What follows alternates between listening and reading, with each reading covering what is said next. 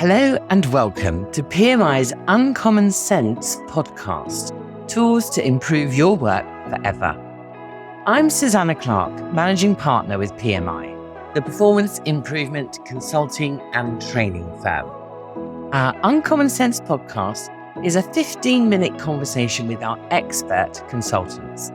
They talk a lot of common sense, although much of it is not common practice. And that's what this podcast is all about. We want you to be inspired to improve your business through learning more about the tools which can help you succeed and grow. Thank you, Damion, for joining me today for Uncommon Sense. For those of you who don't know Damion Albinson is one of our senior consultants. And previously, Damion and I have recorded an episode of Uncommon Sense on roles in process management. Today, we're going to specifically focus on the role of the process manager. So, Damion, thank you for joining me. Thank you for having me. And the process manager, I know that you're a real enthusiast actually about process managers and that role in particular. So tell us a bit more about why you're so enthusiastic about it.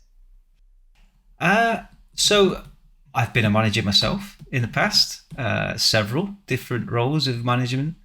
And obviously I've helped countless clients with this as well, in terms of training up their people and then coaching them for real, doing it for real in the real workplace. And I think what's really fascinating for me is if you're a manager listening to this, and just sit back for a moment and reflect on what's been your training to enable you to be a successful manager. Now, I've no doubt that you've been through various internal, possibly external development programs. And if I think about my own experience and what many other people have shared with me as well, who agree, they say, yeah, most of my training, if not all of it, was focused on how to manage people. So it was, how to do a successful return to work interview if someone's been sick, and how to deal with awkward conversations, or how to take disciplinary action. All these kind of things that maybe hovered around some legality or some policy that we had about, following company policies and procedures.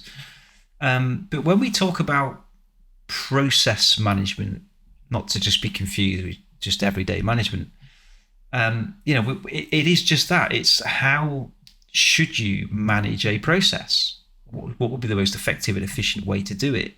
And all of you, if you're managers, are by default process managers, because you're looking after people doing work, and those people that doing work could otherwise be described as operating a process, therefore making you a manager of a process. Right?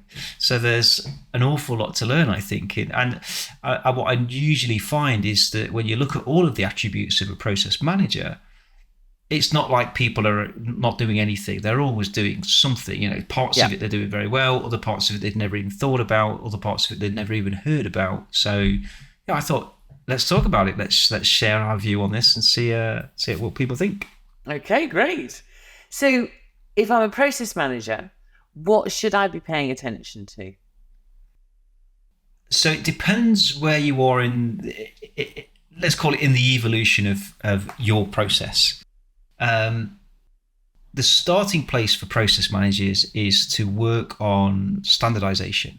Okay, so this is looking at the way the work is done today, by the people that work for you, the operators, and understanding or agreeing on how well standardized is it. In other words, how consistently do people do things, particularly where you have teams of people that theoretically do the same job.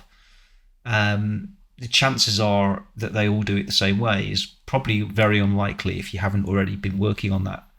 So that's the first kind of priority, because when processes don't have very good levels of standardization in there, the performance tends to deteriorate just naturally. We say it's analogous to entropy, which is the idea from physics that everything's sort of decaying into a state of chaos. So your process is more likely failing because of that. And that can be because people are desperately trying to make improvements. They're coming up with ideas. They're changing stuff often. And I certainly had this experience. it's really frustrating because you come up with an idea and it works, so you put it into the business, and then someone else comes up with another idea and it undoes yours. Yeah. And then you're kind of back to where you started. You're like, why have they done that to me? And why is that happening? It can get really frustrating. And that could just be because no one's coordinating the improvement effort. So as a consequence, everyone's trying to improve, or everyone's trying to make things better. But if there's no coordination to get the maximum out of that, it can, in some ways, become destructive. It can become the opposite of what we intended it to do. So yeah, I think that would, for me, would be the first priority. How well standardized is the current process? And if it's not standardized, let's create them, or let's create our first draft. That probably won't be great. Yeah, we're not expecting that will immediately have this fantastic process that's delighting its customers and all of its metrics are super green and healthy and minimum variation. We're not expecting that. We're expecting it to be pretty rubbish, actually. But that gives us then all of the stuff to work on to make it better as time rolls on. Once standardization is in place, or a version of it, then the next job of the process manager then is to maintain that. So how do they kind of keep control of just the day-to-day running of everything that ordinarily happens? A big part of that can be to use visual management. So we can help people with that, in terms of what is the key information I need to share with my teams to keep them abreast of what's happening right now. What are the priorities? Which things are we working on this week? Which ones are we parking because we just don't have the capacity to take on everything? And it's in the maintain phase of this iterative cycle where we start to learn about the current standard. How successful is it, or how terrible is it? How much variation is there? How satisfied is the customer, given that's the process that we're now maintaining? And as and when we respond to various issues or challenges in the day-to-day, we can start doing structured problem solving, which in itself actually is a form of improvement, assuming we get to some successful conclusion. So it's giving them all of the skills necessary to do these things, standardize first and then maintain. Do when you began at the beginning, you talked about how as a manager, you're trained to manage people, and you gave some examples of difficult conversations and dealing with conflict and so on. And it feels to me that the visual management element and the maintain element is exactly those things, but for processes. So you're finding out, is your process being difficult? Is it being delinquent? Do we need to deal with it? It's a really That's similar. True. Yeah, I've never really thought about it like that. Yeah, Absolutely. And there's other things happening in maintain as well, like doing confirmations. So going out there and sort of verifying, are we doing what we said we would do? Which is something that most managers don't get to do because they're just busy wrestling with or firefighting. And then, of course, the third part of this cycle is the improve. So how do they make these small incremental improvements to the standard over and over and over again? And as a consequence of doing these small improvements, gradually and over time, the performance will go in the direction that you wish it to go in. So it's a way of driving towards those maybe more strategic, broader company objectives, but by doing it through the application of daily process management, as opposed to a huge complex project that's a different approach, sometimes relevant. But yeah, we're talking about just the day-to-day, not the project-based approach. And I suppose it's at the heart, isn't it, of what everyone says, how do I get a culture of continuous improvement? Well, you've just described that beautifully, haven't you? Yeah, this is it. I mean, everyone talks, the word's banded around a lot these days, and I think so much so that we've kind of it's almost begun to start to lose its, what's the real definition of continuous improvement? Does it just mean that we keep having a go at something, or is it that we do lots of projects? What does it really mean? And I think our process management approach very neatly identifies at least our interpretation of what that really means, or how that might look in reality. And of course, those things I mentioned in the intro about the fact that managing people and dealing with those other things is still relevant.